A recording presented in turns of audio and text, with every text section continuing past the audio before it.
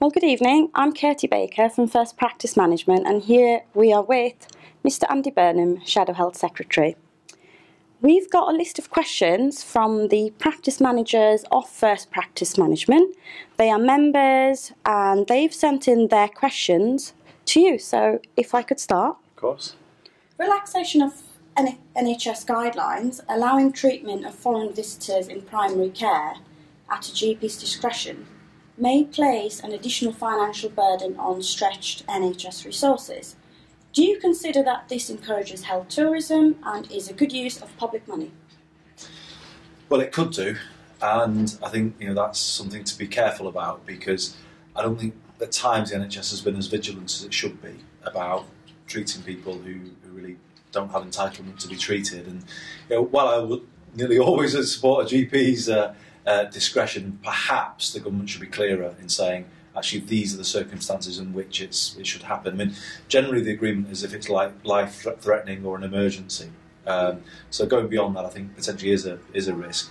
But I think the best thing is just to have clarity rather than leaving it open-ended. But it's a fair question.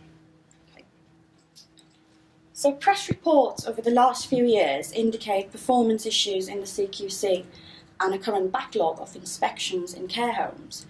Now, given the low-level risk in general practice and the high-level risk associated with care homes and hospitals, do you think that the CQC have the balance right?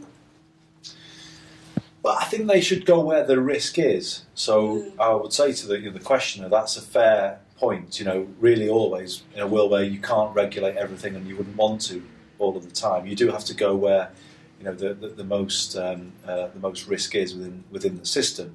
But I think that would be a dangerous thing to say. There isn't risk in general practice, so spend all of your time in care homes and hospitals, because the NHS is a huge, complicated place where things can and do go wrong, sadly, every day, and that can happen in any care setting.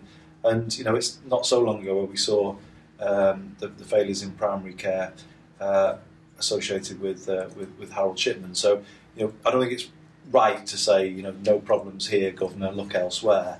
It's always, there can be problems anywhere, and there can be poor standards of care. So yeah, I generally would say that if it's clear from the paperwork that a practice is doing well, it's performing strongly in terms of its QOF or in terms of its financial position, and if there's other data that can be used like staff satisfaction or patient satisfaction, and that is good, then you would probably say, well, yeah, I mean, let's keep things proportionate. There's no need to send in the heavy mob to do a big test there, So yeah, risk-based regulation is clearly the right way to go, but I don't think it's right to say, and it's only on care homes and hospitals. Bad things can happen anywhere in the NHS, and I think we've always got to bear that in mind. Do you think that a Labour government will need to rebuild the NHS? Yes, I do. I think the NHS right now is on a fast track to fragmentation. The logic of the reforms that are coming through are to break down the system, in many ways to open it up to new providers, to privatisation. And what we're in danger of losing is that integrated planned health service that we've had in this country for 65 years. So an incoming Labour government will need to stick the pieces back together again. The reforms yet haven't fully taken effect. We're beginning to see what they might mean, but if the NHS were to go through 5 to 10 years of this, then I think it would be unrecognisable in my view. So I'm quite clear.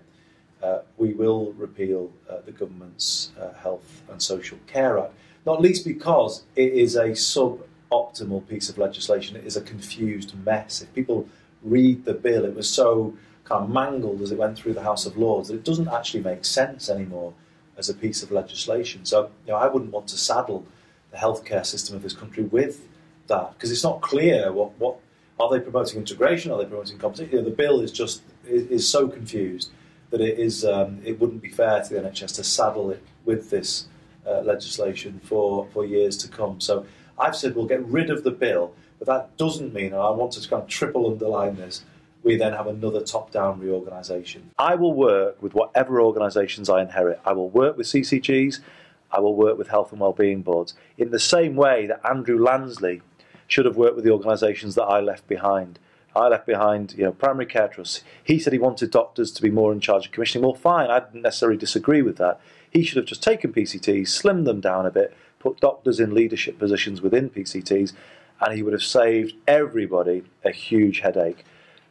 Sadly, he didn't do that. He brought a bill that is basically about unravelling the NHS as we have known it. So, we're not going to change the structures again, but we are going to change the rules, and we're going to return the NHS back to a planned, national, integrated health service. Do you think CCGs are here to stay? Yes, I quite clear in saying I will work with whatever organisations I inherit. I might refocus them a little bit, I might reshape them a little bit.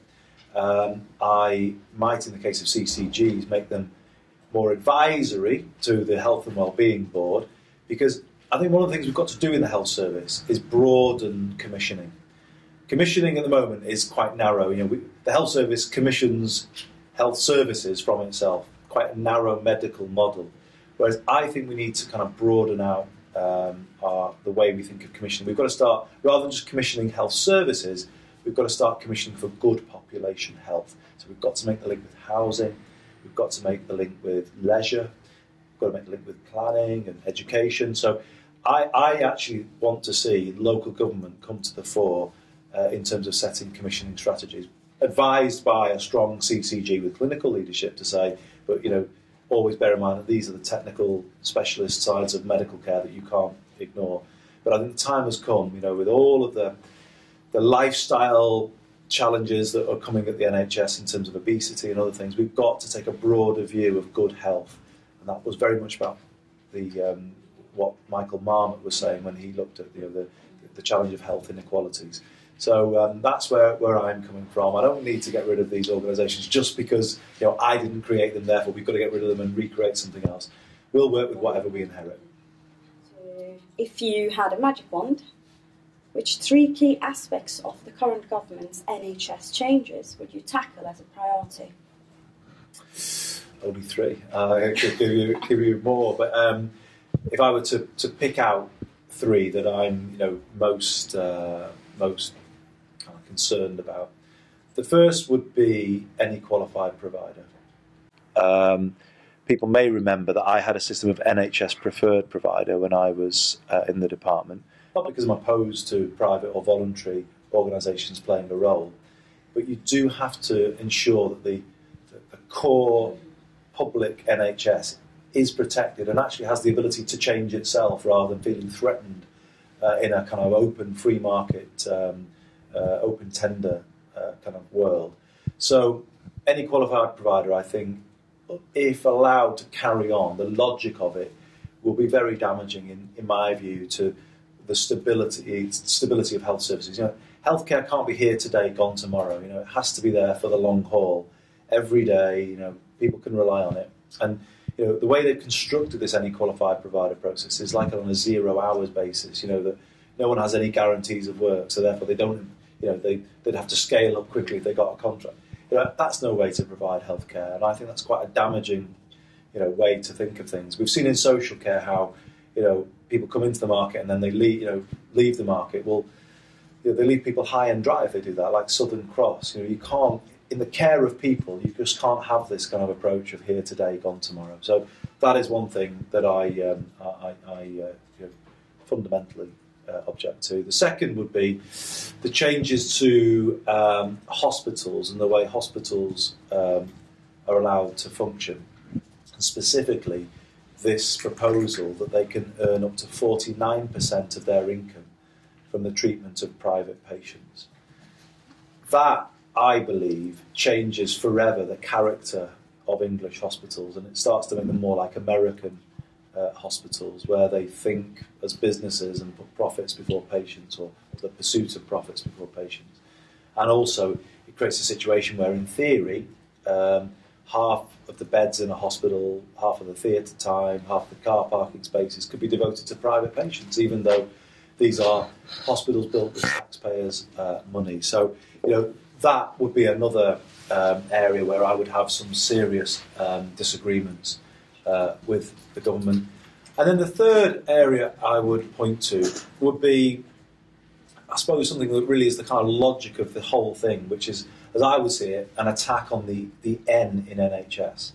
The kind of undermining or kind of sidelining of NICE, the removal of national weighting standards, the idea that every local level, any decisions can be made. So what we're seeing creeping into the NHS is a growing postcode lottery where PCTs on their way out, soon to be CCGs, are making arbitrary decisions about care. Now I know it's always been there to a degree in the health service, but I think there is clear evidence that it's getting worse, because if we let that carry on, we won't have a national health service anymore. It will be a very random, variable set of local health services. And for me, I believe in the N in NHS, and I believe there's a great strength in that, and we need to keep it. And how would you think a typical GP practice should look in terms of structure and size in perhaps 5 to 10 years' time? What do you think? That's a really good question. Before I talk about 5 to 10 years' time, I think probably we underplayed some of the great strides that were made in general practice and primary care during our time in government. And I think we talked a lot about hospitals, but we didn't talk enough at times about the big changes that were starting to take place in general practice and primary care. So if you take an area like mine, in the heart of the northwest, the former mining area, which when I first got elected, basically had single-handed GPs in terraced houses. The change that we saw when the PCT built lift centres and went to a much more multidisciplinary approach. The transformation in general practice was much greater than the change at the hospital, and I don't think we did enough to celebrate that.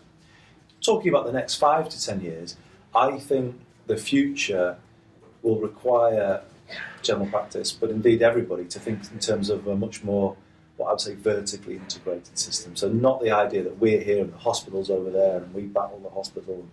I think the time has come to think of one system really, where really general practice will be at the forefront of managing the pressure and keeping older people out of hospital. I've been down to Torbay recently, and people talk a lot about it, but it is a good model and it needs to be looked at, because there GPs are working with a full range of professions, the occupational therapists, the physios, the district nurses, the whole kind of team, and they're, if you like, triaging the at-risk older population. So they're, all of the effort there is keeping people out of hospital, supporting people at home. For me, that is really a kind of model of general practice that I think is where the future lies. And I don't, that could be, but I do think it needs to be less in the kind of single-handed, small. I think bigger open plan, multi-profession, multidisciplinary teams is the way to go. But with the GP there as the local leader, really putting in the kind of support where it's needed. And as I say, all the pull being to kind of keep people out of hospital. I suppose when we were chatting earlier off camera before we started the interview, and you mentioned how GP practices are often the heart of the community as such, or heart of an area, and I suppose that's where you're coming from. Yeah, it is. I mean, in my area, what we did in Labour's time in government, we built what we call lift centres. I mean, they're called different things, Polyclinics in different places. They have a different name in different places. But really, they're almost cottage hospitals. They are big, modern buildings that have facilities where you can provide modern, high standard care, minor operations, all kinds of you could do diagnostics and all kinds of things, and indeed we should be providing all those kind of things, because that for me is the future. Bringing services out of hospitals, using those places to the full. I mean, I'm told at the moment many of the ones in my area run at about 60% capacity.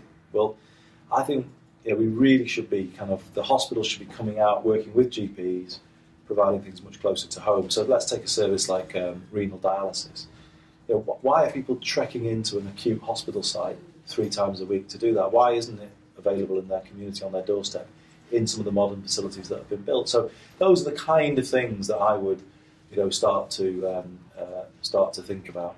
But as I say, starting to think less of us and them, you know, primary care and secondary care, much more we're one team. You know, how do we integrate vertically to provide the best possible care and, secondly, the best value for money?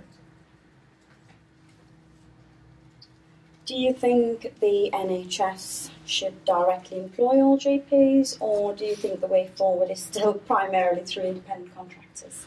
Oh God, that opens a real old sore, that one, doesn't it? Nib Evans, a great challenge that he never cracked. Well, I think it could be both, actually. I mean, I do feel that younger people coming into general practice might not want to make the same commitment. You know, they may want to spend a part of their career in general practice, but then they may want to, you know, work across secondary and primary care. You know, so I think, you know, the idea of direct employment, either by a hospital trust or by a commissioner, or, you know, is an interesting one, and it may appeal to younger people. Obviously, there is a tradition of independent contractor status within the NHS, and, you know, if that works better in a, you know, in one local area, then that's fine by me. I think the idea is not, though, that it's kind of, as I say, us and them. You know, we're here and the NHS wants to. You know, that for me isn't the future's going to demand much more integration as people get older, as we all live longer.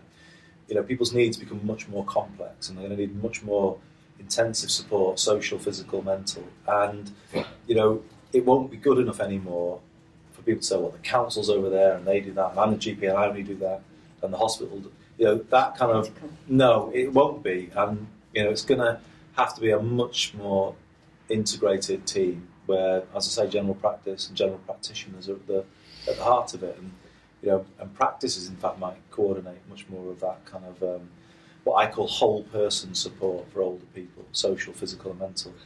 I'm going to make a big proposal that actually social care should come within the NHS. I think the time has come to end that sense of two worlds, you know, charged for council-run social care and free at the point of use NHS. I think the time has come for full integration of health and social care. And when I launch Labour's health and care policy review soon, that proposal will be absolutely at the centre of my thinking.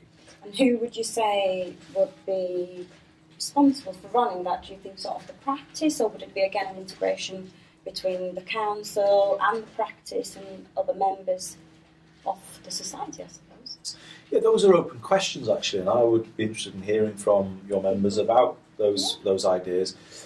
What I am saying is that, you know, as a national politician, it would be my job to set out the what. You know, what are people entitled to? What's their rights? You know, what kind of level of care can they get? You know, making sure that they're entitled to NICE approved treatments. You know, so I set out what they're entitled, and then the how that entitlement is delivered in a local community is obviously for local decision makers, not for me. So I'm open-minded about how that might be done.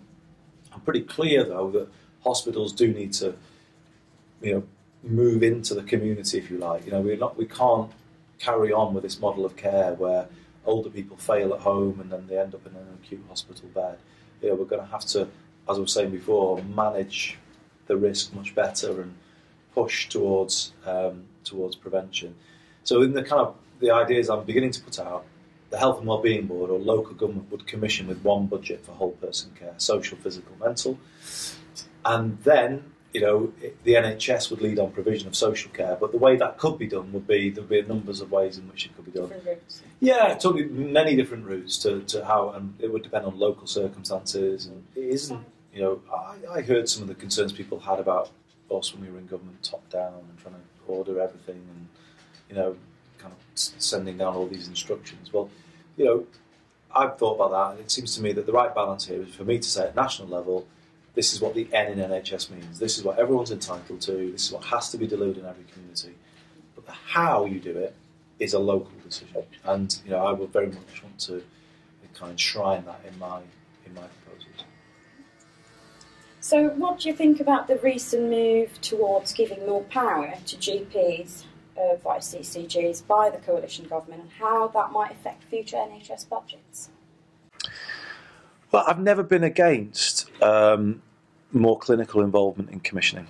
We had practice-based commissioning, which was, let's say, patchy. It worked better in some places than others, and it didn't ever quite kind of come to fruition in the way that we hoped. And that I think was a regret from our point of view.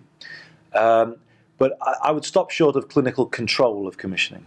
And that's why I talked earlier about the CCG being advisory, because GPs are producers, if you like. They're not the consumers here. The practices are part of the system, and it sometimes may be a conflict there between what do the public want and what do the people who provide services want. And I think there is a danger to say that the people who provide the service always can have all of the say on how things are done, because it's possible that producers start taking the pressure off themselves in that environment. They start having shorter opening hours. They start doing things that suit them rather than the public. So I'm not against more clinical involvement in commissioning, but at the end of the day here, commissioning has to be done with the kind of the patient interest absolutely front and centre, and no sense that there's a conflict of interest between what's good for me as as somebody who works in the system, and there's potential for kind of confusion there. And also I think there is confusion potentially in the Lansley system, which Jeremy Hunt is kind of carrying on, of financial conflicts of interest. So if someone's removing a service from a hospital, a CCG, and it's going to be provided by a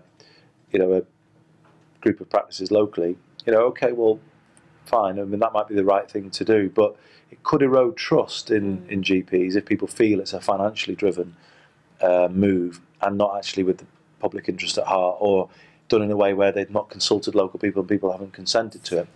And my worry would be that in that world you could actually erode trust in general practice and primary care if people feel that that's what's happening and that the hospital is being destabilised as a result of some of these moves. So it needs to be watched very carefully, I would say. And then the last point I would say is this: the whole system of quality premiums, incentives to underspend the budget. Again, what will that do to the doctor-patient relationship over time? Okay, it's good to give people financial incentives not to overspend the budget. Completely understand that. But if people get a sense that doctors are being paid to kind of ration treatment and not give people what they need, I think that could be where clinically controlled, or to a large part clinically dominated commissioning could become problematic. So these are concerns. I'm not against doctors taking a more prominent role in commissioning, but I do have concerns with the way the current system has been constructed. There is a view amongst our members at First Practice Management that more and more qualified GPs are turning away from general practice due to the increasing work and stress and reduced funding. Is this the beginning of the end of the traditional GP model? And does this herald the growth of large health corporations and private providers? And I suppose you've briefly touched on that earlier, haven't you? Yeah, and I wouldn't want to see that. In education there's a parallel, because with academy schools, there's talks of chains of academies, and I think the strength of local services is the connection with the local community, isn't it? And general practice embodies that probably better than many other parts of the public sector. And I think if you're starting to think of very, very large interests that start to hoover up parts of primary care, that would be where, I know there's an element of it at the moment. Some big players have come in, particularly in under-doctored areas where we brought in people to provide services where there weren't enough GPs. But I think that's different when they start taking over the existing general practice infrastructure. So yeah, I would have that concern. I think general practice does need to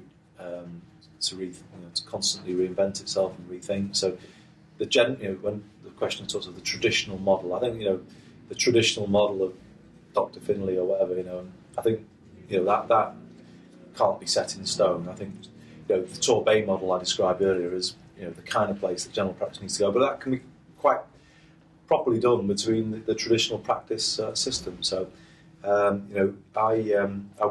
would share the concern of, constantly chipping away at the GP contract, constantly loading on more things on the QOF, constantly getting more and more, squeezing more out.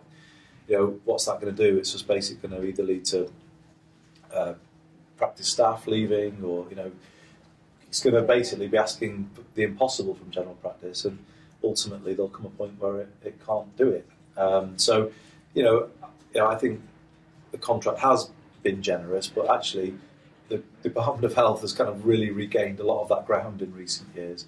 And, I hear through some of the recent contract negotiations that they've been, I think, fairly unreasonable in imposing requests of general practice that are going to basically make it very hard for some practices to carry on in the way that they've carried on, employing all their staff. And yeah, that would worry me at some point if people said, well, we've had enough, we're out of this. So the government needs to handle this with a bit more sensitivity than it has. Because at the end of the day, they are human beings, and everybody's got a saturation point. Yeah, and everyone's under pressure, aren't they, these days? And everyone's been asked to do more for less, and that is the world that we're in. And general practice can't be insulated from that. And I wouldn't want to say that I would promise to insulate it from that. But there is a line, isn't there, where beyond which it becomes counterproductive and indeed a false economy, because if you make these things, then general practice falls over and can't cope. Well, then that doesn't make any sense at all. So I do have concerns about. What I'm told about the way they're handling the contract negotiations is they're basically cutting the funding through the minimum practice income guarantee, and then they're loading lots more new things on through the QOF, and that seems to me like they're trying to have their cake and eat it. And not surprisingly, I hear that the BMA and others are taking quite a strong stand against it. What are Labour's plans to tackle the financial crippling PFI contracts that are strangling the finances of some local health economies? What will you do, for instance, to ensure complete transparency and GP practice involvement in the funding allocations, such as capital grants? It's quite a detailed question, and that's from one of our practice managers called Andy Slater. Well, thank you for that easy question, Andy. It's very, very good of you. I've looked back at PFI, and there are lessons to be learned, without a doubt, particularly from some of the early PFI deals, which were both expensive and inflexible. So there wasn't the ability there to renegotiate and refinance them. So those are the ones signed in 1998, some of the very, very earliest ones. So over our time in government, some of the deals did get much better. There was a Health Select Committee report that I was actually involved in, and I think it was back in 2001 too, where lots of changes were suggested and were adopted, and PFI evolved and got quite a bit better. And I think the thing I would need to say to people who are critics of PFI is people need to remember what we inherited. We inherited a crumbling NHS, and public confidence was crumbling with it, because they saw substandard buildings, leaking roofs. It just wasn't modern. It wasn't what we would aspire to in a developed country. And so that was everywhere. So we had an NHS estate, I think 50% of which predated the NHS itself. It was old and it was past its sell-by date. So we quickly had to put the NHS back on its feet, and PFI allowed us to do that, because it obviously enabled simultaneously hospitals to be built in more places than one, whereas the old traditional way of funding hospitals meant there was a queue and one place got a new hospital every year, but you couldn't rebuild the system quickly. So PFI allowed that, and for those 10 or more years that these things have been open now, it's been providing modern, high-quality facilities for staff and for patients, and there's a real value in that. And many of the later deals were much better value for money. But I understand the point that Andy's making, and I do understand the point about involvement in capital decisions, because you can trap yourself into models of care that become outdated, very hospital-based, let's say, and not based around what I was talking earlier, building those lift centres or polyclinics or whatever we want to call them in the community, because we've got a very hungry, large acute hospital that needs to have all of its building finance. So I hear that. I think, capital strategy does need to be agreed more across the whole health economy going forward. I wouldn't want to say that PFI and reiterations of it. I think we'll continue to have a role. Also, obviously, involve the GP practice itself in the process of what you've just mentioned. Yeah, no, I do agree. No, I do agree with the basic point that a capital strategy for any area, any locality, it should be agreed across the hospital trust, the CCG, the Health and Wellbeing Board, because it's basically setting a model of care that everyone's going to have to live with. And what we don't want to do is trap a system in the wrong model, the wrong model of care with too many hospital beds and not enough new facilities in the community. So I agree with the general point, and I'll very much reflect on that in terms of Labour's policy review. But it's a point well made. The medical director of the NHS Commissioning Board, Sir Bruce, recently stated that primary care clinicians should move towards 7-day working, with GPs prepared to work at weekends, for the benefits of patients to emulate Tesco. What do you think? Do you think that's feasible, or? Well, it might be, but it has to be paid for, obviously. You can't just, back on the contract, you can't just mandate it with no extra resources. I mean, that just wouldn't be doable. I mean, we did put a lot of pressure on for evening and weekend opening, because it is what the public wants. I mean, I think general practice does need to, move with those times. I think it's like, there's a debate going on across the public sector actually at the moment, because there's a big debate going on about libraries locally in many communities because councils are struggling to afford them. And they're saying, well, hang on, we pay them to be open Monday to Friday from 9 till 5, but everyone would want to use them at the evenings and weekends, because and I think there does need to be some, thinking about, well, when is the best time to have maximum availability of public services? So he's got to, but to say every general practice opens 7 days a week from, Tesco hours, I mean, that wouldn't be feasible, I don't think. But there is a debate about when, this is a public service, it should be there when the public need it. When is it best to have maximum availability, rather than, as I say, things that are convenient for the profession? When are we there to help people? And I think that needs to go into our thinking about the out of hours service, which, if I look back, actually wasn't didn't deliver the quality that we want. The changes throughout of hours. So I think all of those things need to be looked at together. And I have to say, though, if the government are talking about that, there are major resource implications there, and they would have to explain how they're going to be funded. Because it seems to be that there are several gaps that would need to be filled in terms of, as you mentioned, resource, staff. There's a lot of changes.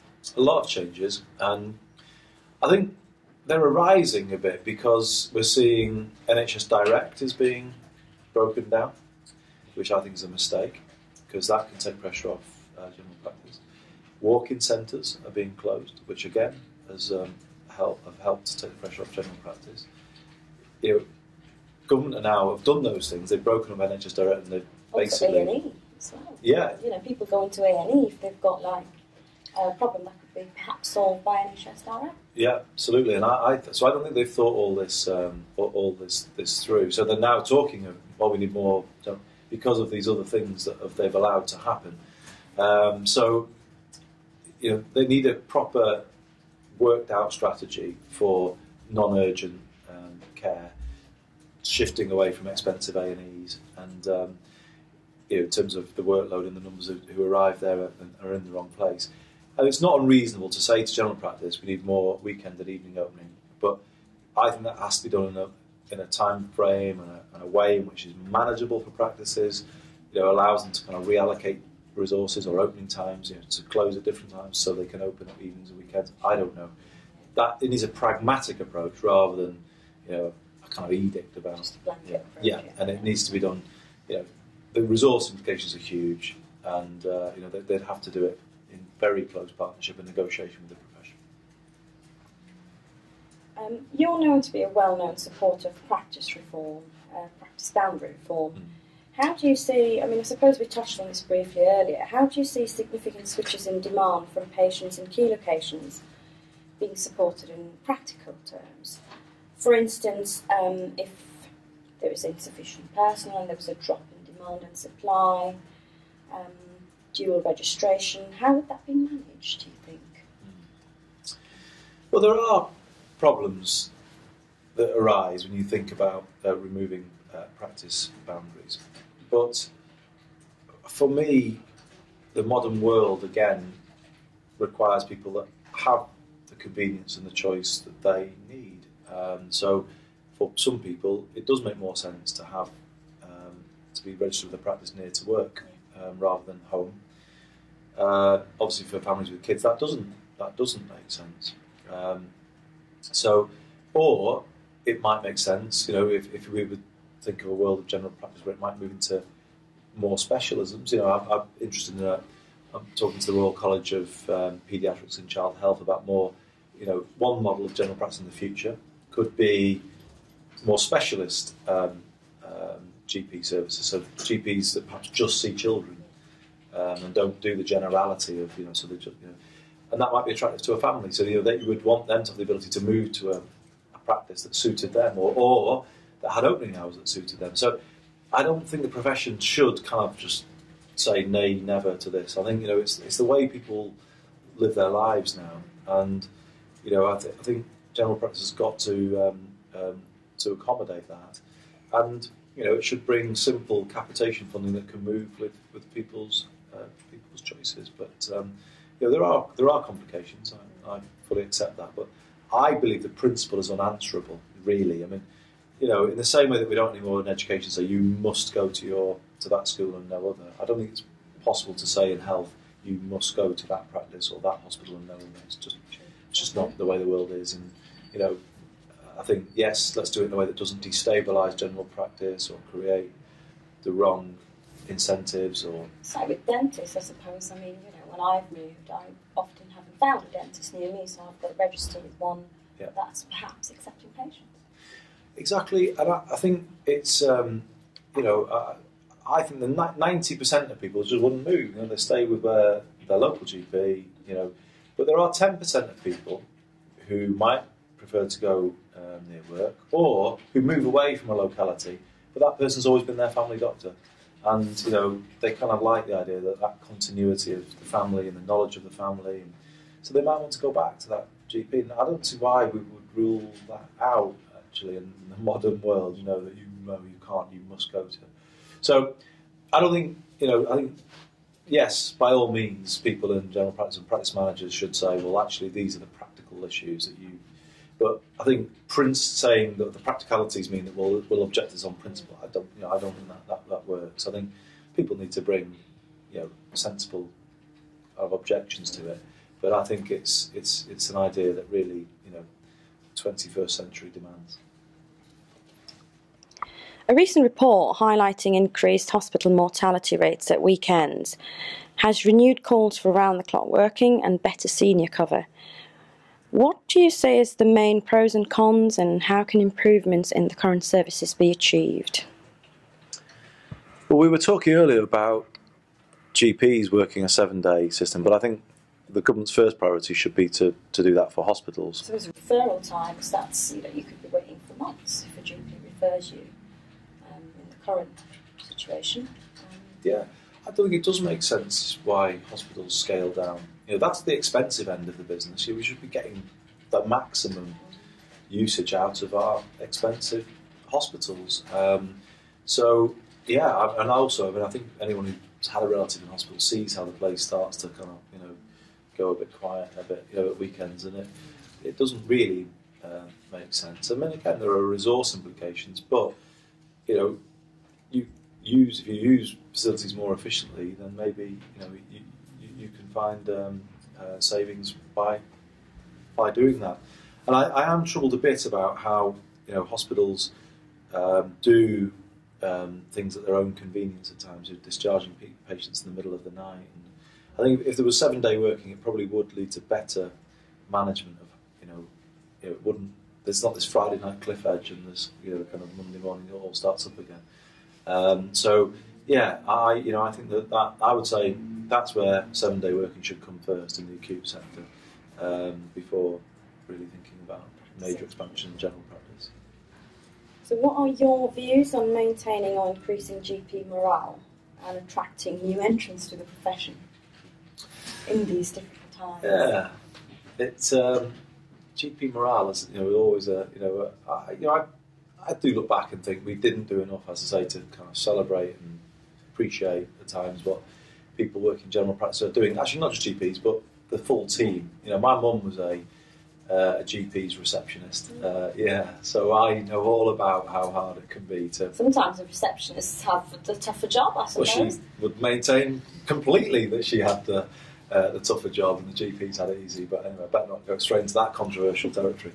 But so I know and it's actually like a bit. My staff in Lee and an MP's office. You're absolutely on the front line. Dealing with the public. You get the phone calls, you get the aggravated patients. Yeah. And you deal with people who are in really desperate need from time to time, as we do, either because of health issues or just, things in their life are affecting their mental health, and that really, and they're crying out for help, and obviously it's hard when you're dealing with people in those. So, I know that actually general practice does an incredible job in broad public service, and I think at times we need to perhaps to appreciate that more. But on the positive side, we did bring through a GP contract, which was, I think, about recognising what the profession is doing, but also opening up new horizons in terms of managing health, promoting better health, changing notions of prescribing exercise, kind of extending the kind of the scope of general practice and the ambition that we might have for general practice. And also, as I said, the new facilities before, hopefully they, I did notice a morale improvement in terms of people working out modern facilities and all of a sudden seeing new possibilities in terms of what they could do. So in terms of my ideas for the future, I really want to think of how we could have general practice working really closely in partnership with the secondary sector, the acute sector. So GPs can work across different settings, they can work alongside hospital colleagues, and young people coming into the profession can, as I say, work in a way that doesn't see those old divides. And from a morale point of view, I think that would be really good. But I think at times there's MPs, we've been through that, but I think GPs have had a bit of it as well in terms of they're only there to be on the make, and they're not really in it for anything else other than the money. And I know it, because I know how that stings me when I hear the papers say that, and I'm sure it gets to GPs too. There's a GP that I'm working with in respect of an immigration case, which is a really complicated one, but the support he's providing is unbelievable. It's way above and beyond what you would expect. Other GP in Lee who will kind of agonise, ring me at weekends and say, I'm worried about X and Y, and so I know what GPs, like anything, like MPs, GPs are a mixed bag of individuals. Some who are highly conscious, some perhaps who are less so. But that's true in any profession. But the generality doesn't fit the majority, does it? Like with MPs, we're all lazy, we're all this, we just all can't really go on our holidays. We don't. Or maybe people be their own judge about. I know it's not pleading for MPs. Generalisations. But those generalisations do, when you are actually in public service and you do make a lot of sacrifices to do what you do, and like GPs, and they will, like us, you can be out with your family and people come and say, "Oh, doctor, I need." Yeah. I think sometimes people don't realise how it is. You're in the public arena and you're kind of getting lots of demands, and the media kind of profile of the average GP or the average MP doesn't fit the reality, and I know that's frustrating. So, there are some people like me perhaps to speak up for GPs a bit more than we do, and I'll take that one on the chin. And that kind of brings us very nicely to an invitation, a very generous invitation we've had from an FPM member who would like to invite you, or a relevant representative, to come and spend some time at their practice to see how things operate. Now, I realise you're very busy, so would you like to take that up or delegate it to a colleague instead? So that's the great thing of my job. delegate it to a colleague. But no, I'll take it up myself. I'll come do that. I do work shadowing a lot. So last year I work shadowed a GP in Coventry. So I spent a morning with the practice, and it really, I've referred to it many times actually in the last few months, because it was revealing. Because I have shadowed GPs before, but this time, I mean, I really, because obviously with the financial climate and everything, I saw the people coming through the door, and I really did see how GPs are dealing with kind of a, you know, sometimes it's health stuff, but it's not always. And I kind of was sat there at times thinking, I hope he's not going to prescribe anything, because I recognise the people as being actually people who could easily be at my surgery and, you know, asking for help. And to his credit, this GP was quite, you know, forward-thinking, modern GP, and used the IAPT service, which I'm quite proud of actually that we introduced. You know, and so it helps me in my work. So whoever that kind. I'll pass the details on, definitely. Please pass it on do. to Philip, yeah. In the next 6 months, Labour will be entering a formal process of policy review. So I've given some flavour of my ideas today around integration of health and social care, different ideas about the way GPs and hospitals might work together in the future. And as part of that, we do want to get out and about. So the Shadow Health team is going to be spending a day in every region of England over the next 6 months. So we'll be visiting every region. And as part of that day, this is where I am delegating to my team, or mandating them, I'm saying that I want all of them to spend part of the day work shadowing. And part of the day we will then spend in an open public forum debating on the ideas. So, you know, there will, for anybody else who's interested in talking to us as part of this process, the shadow team will be out and about in all parts of the country, so your members will hopefully, you know, and if people wanted to invite people to shadow, then we'll accept it. I have shadowed a practice manager in the past as well, actually, and I know, you know, what incredible resource they are in terms of animal sort of, kind of source of knowledge about, you know, they have a really interesting viewpoint in terms of the NHS and how it all fits together, or doesn't, as the case may be. So, you know, I would be keen to make sure that practice managers are well plugged into our consultation, that they, you know, can get a feel for where we're going and can help us build an alternative to the government's direction of travel. And that's what I'm trying to do. What I don't want to do is at the next election do the typical politician thing and drop a "here's one I made earlier" on unsuspecting NHS. I don't want to do that. I want to build a policy that people can see it developing and think, right, okay, we understand that, we see where it's going, it's listened to the profession, it's done, you know, and that's what we're trying to do. So there is an open invitation there to practice managers to work with us. I mean, and I know my mum was wrong actually. It's the practice manager who really does all the work, and more than the GP. I know that's the reality. You know, we hope people will play a full part in this process, and we don't yet have all the answers. We've got a few good ideas, but you know, we want to do this in partnership with the profession.